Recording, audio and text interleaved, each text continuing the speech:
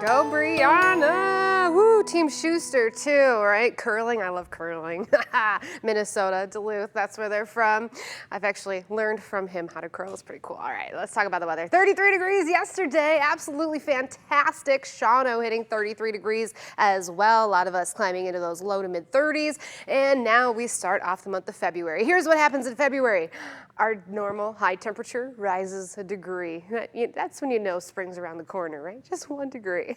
We'll take it. Let's take what we can, right? How about 15 to 35 degrees warmer than yesterday morning? Feeling fantastic. Look at this spike of heat, 50 degrees into Kansas City, 36 into Chicago. This heat goes all the way up to Hudson Bay, as you can see in those blues. Even though there is a wind chill advisory into northern Minnesota here this morning, as you can see, some colder air is going to spill its way back in here. So enjoy the warm up. It's brief, but enjoy it while it's here, because you can see those negative values just off into the Dakotas. So right now it's feeling like 24 degrees here into Green Bay, but the actual temperature is 32 right now into Appleton.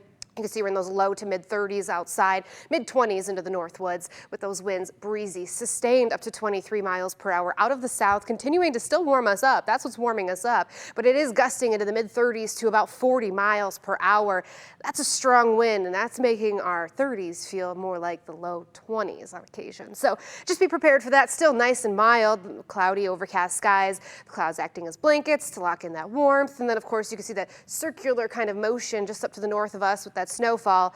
That's that low pressure system. It's not going to hit us, but it's going to drape 2 cold fronts down through our way today. So the first one arriving right now, we're not really feeling a difference. We'll stay cloudy here today as we still rise to about 40 degrees, but pockets of sunshine after our lunch hour. That is that second cold front moving on through. It's going to clear our skies briefly before those winds switch out of the west, stay breezy up to about 25 to 30 miles per hour today, which is why Lake Michigan is of course in a gale warning for waves up to about 18 feet high.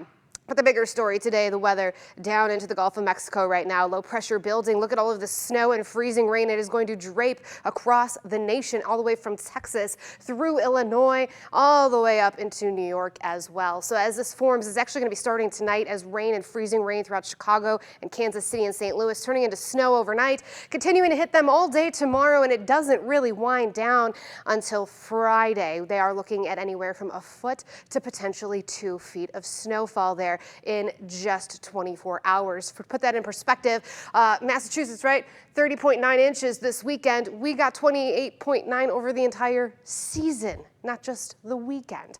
So what does it mean for us tomorrow? We're just going to stay cloudy, winds out of the north, pulling in that colder air, a few scattered flurries here for us, no accumulations expected, but here's that cold front that is going to stay here with us throughout the rest of the week. So drastically dropping temperatures by tonight and through tomorrow. We're only going to hit highs into those teens. So enjoy the 40s while we have them. Woohoo! Nice above average temperatures tonight, crashing to those single digits, waking up to feeling like 15 below. We'll actually rise to 15 above, but with the winds, it's going to feel like 0 all day tomorrow.